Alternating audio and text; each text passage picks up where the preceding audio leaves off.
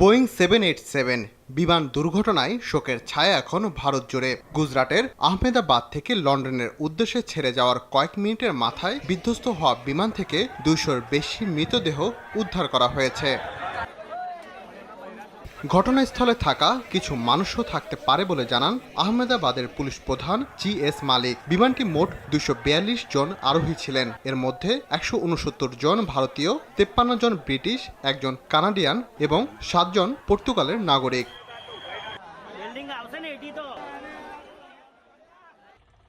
দুর্ঘটনাটি ঘটে দুপুরের খাবারের সময় শহরের বিখ্যাত BM মেডিকেল কলেজের হোস্টেলের ওপর। এতে কয়েকজন শিক্ষার্থীও মারা গেছেন বলে জানিয়েছে ভারতীয় সংবাদ মাধ্যমগুলো।